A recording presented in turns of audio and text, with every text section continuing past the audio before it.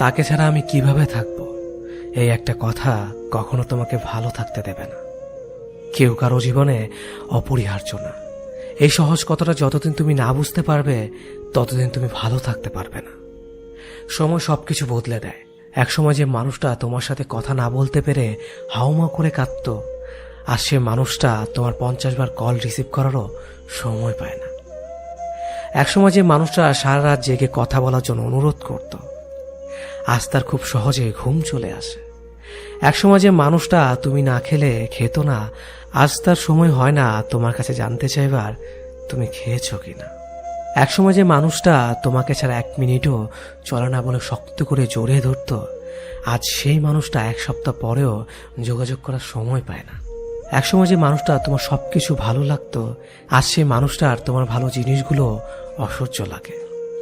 সময়ের সাথে সাথে পছন্দের মুখটা অপছন্দ হয়ে যায়, সময়ের সাথে সাথে প্রিয় মানুষটাও অপ্রিয় হয়ে যায়, সময়ের সাথে সাথে প্রিয় অভ্যাসগুলো অপ্রিয় হয়ে যায়। শুধু সময়ের সাথে সাথে ভালোবাসাটা ভুলে যাওয়া যায় না। ভালোবাসা ভুলে যাওয়ার দরকার নেই, শুধু যে মানুষটা এত সহজে বদলে গিয়ে সব স্মৃতি, কমিটমেন্ট, আবেগ, অনুভূতি, ভালোবাসা ভুলে গেল, তাকে মনে করে আর কষ্ট পাবে না। ভুলে থাকার চেষ্টা করো, দেখবে একদিন মনটা ঠিক শক্ত হয়ে যাবে। যেমন লোহাকে বারবার আগুনে পুড়িয়ে আঘাত করে করে ধারালো অস্ত্র বানানো হয়, তুমি ঠিক তেমন আঘাতে আঘাতে ধারালো অস্ত্র হয়ে যাবে। সময় সব বদলে দেবে। সেদিন আর আজকের মতো তার ফোন না পেলে মন খারাপ হবে না, সেদিন আর তার সাথে দেখা না হবার জন্য কান্না আসবে না। সেদিন প্রতারকটাকে কৃতজ্ঞতা জানাবে, কারণ সে তোমাকে ঠকিয়েছে বলেই তুমি এতটা শক্ত হতে পেরেছ। সেদিন তোমাকে কেউ ভাঙতে পারবে না, কারণ পাথরে আঘাত করলে কাঁচই ভাঙবে, পাথর না। সে খুব ভালো ছিল, আমার ব্যর্থতা আমি তাকে আগলে রাখতে পারলাম না।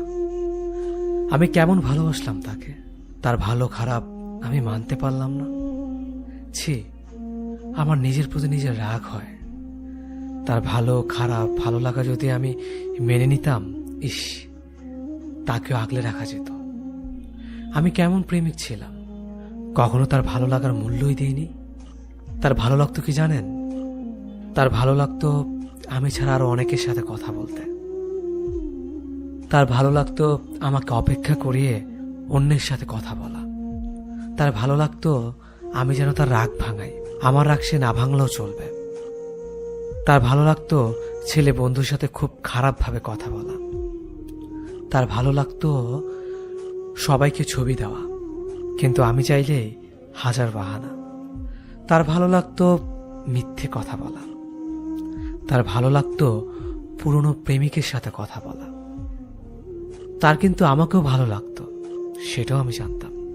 তার ভালো লাগতো ঘুমের নাম করে আমাকে এড়িয়ে চলা।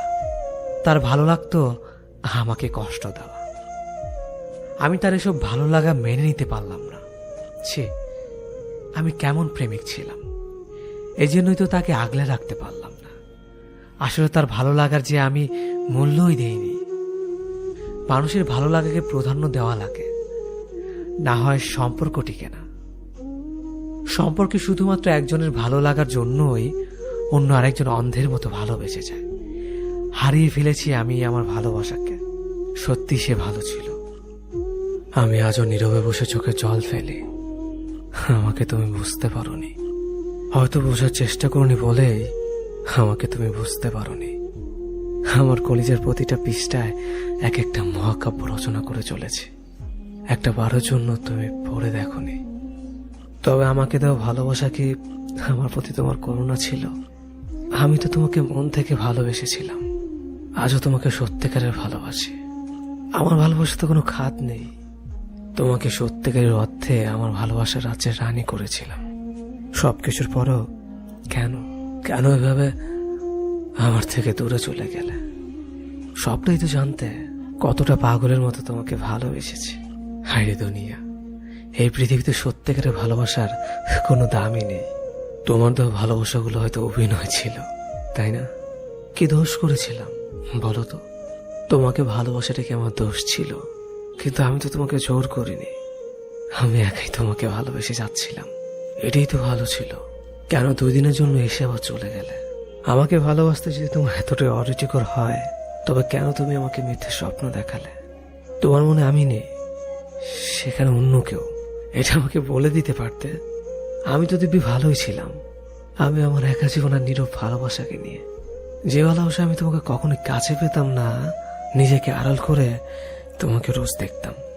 যে ভালোবাসা আমি একাই নিজের ভালোবাসার কথাগুলো বিড়বিড় করতাম। তোমাকে আজও খুব মিস করি। শুধু মিস করো না, তুমি আজও তোমার কলের আশায় থাকে। কিন্তু তুমি তো ব্যস্ত থাকো অন্য কাউকে নিয়ে। যে কয়টা দিন তুমি আমার সাথে ছিলে, মনে হচ্ছিল আমি হয়তো জিতে গেছি তোমাকে আমার জীবনে পেয়ে। কিন্তু না, সেটা ছিল ক্ষণিকের জন্য। আমি পেয়েও তোমাকে হারালাম। এর থেকে তোমাকে না পেতাম, তাহলে হয়তো এতটা কষ্ট বুকে কখনোই হতো না। এভাবে একা কাঁদতে হতো না আমাকে। আচ্ছা, একটা কথা বলি, আমার মতো কি তোমাকে অন্যকে ভালোবাসতে পারবে? না, পারবে না। তুমি আমার ভালোবাসাটাকে এতটাই ছোট করে দেখেছ যে কখনো আমার ভালোবাসাকে বুঝতেই পারোনি।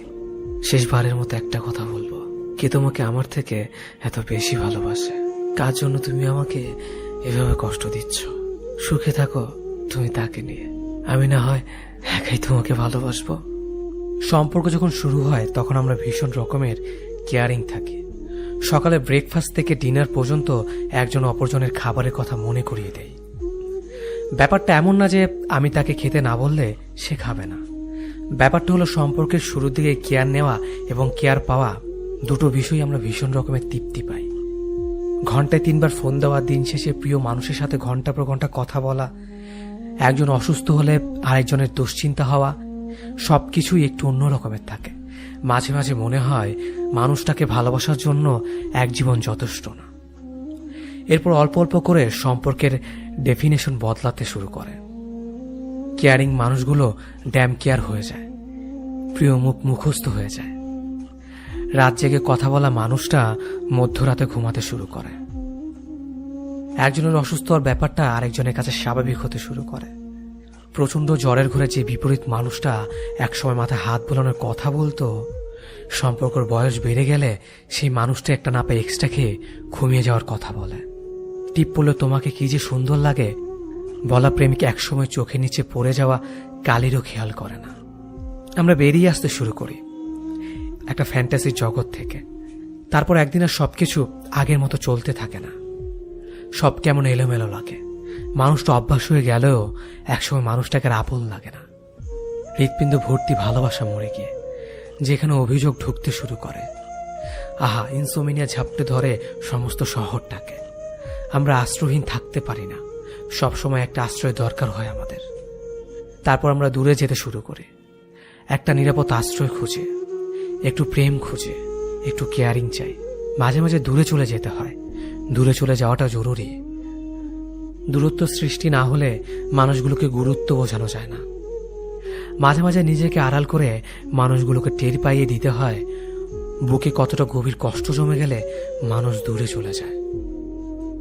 জীবনে হুট করে নতুন কাউকে মনে জায়গা দেওয়ার আগে একবার হলো পুরনো সে মানুষটার কথা ভেবে নিও, যাকে মনে জায়গা দিয়ে তুমি নির্মমভাবে ঠকেছিলে। তখনই তো তুমি ঠিক আড্ডা বুঝতে পারোনি প্রতারক মানুষটার করা অভিনয়টুকু, যার কারণে মানুষটার কথার মায়াজালে তুমি আটকে গিয়েছিলে। কিন্তু এখনো যদি সেই একইভাবে প্রতারিত হও, তাহলে তুমি এখনো বোকাই আছো। যে ভালোবাসতে চায় তাকেই যে ভালোবাসতে হবে এমনটা কোথাও লেখা নেই। সবাই তো আবার সত্যিকারের অর্থেই মন থেকে ভালোবাসে না। অনেকেরই ভালোবাসার কথার পেছনে থাকে অভিনয়, ছলনার, প্রতারণার মতো বাজে উদ্দেশ্য। সবার মিষ্টি কথায় নিজেকে ভোলাতে নেই। তোমার জীবনে অনেকেই ভালোবেসে কাছে আসতে চাইবে, কিন্তু সবাই তোমাকে সত্যিকারের অর্থে মন থেকে ভালোবাসবে না। অনেকে শুধুমাত্র অতীতকে ভুলে থাকার জন্য নতুন করে কাউকে কাছে পেতে চায়। অনেকের কাছে ভালোবাসা শুধুমাত্র সময় কাটানোর জন্য। যে মানুষটা হুটহাট করে জীবনে চলে আসতে চায় তার বিদায় বেলাও হুটহাট করে হয়ে যায়। হঠাৎ করে চলে আসা মানুষগুলো সারা জীবন থাকতে আসে না। এরা অনেকটা অতিথি পাখির মতো, খানিকটা সময় মনে নাড়া দিয়ে চলে যায়। অতিথি পাখিকে যেমন আটকে রাখা যায় না, এদেরও ধরে রাখা যায় না।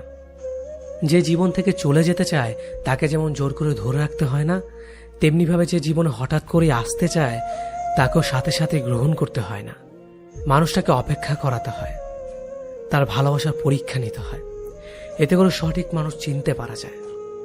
জীবনে ভুল কোনো মানুষকে ভালোবেসে ঠকে যাওয়ার থেকে সারা জীবন একা থাকাটাই অনেক ভালো। এতে করে আর যাই হোক, অন্তত ভুল কোনো মানুষের স্মৃতি নিয়ে সারা জীবন বেড়াতে হয় না। ভুল মানুষের স্মৃতি অনেকটাই দেহের ক্ষতর মতো, সারা জীবন চাইলেই একাই কাটিয়ে দেওয়া যায়। কিন্তু জীবনে ভুল কোনো মানুষের জন্য মায়া নিয়ে কাটিয়ে দেওয়া যায় না। সঠিক মানুষটার জন্য অপেক্ষা করে থাকা যায়, কিন্তু ভুল মানুষটার স্মৃতি নিয়ে থাকা যায় না। ভুল মানুষটার কাছে নির্মমভাবে ঠকে যাওয়ার যন্ত্রণা কঠিন, ভীষণ কষ্টের।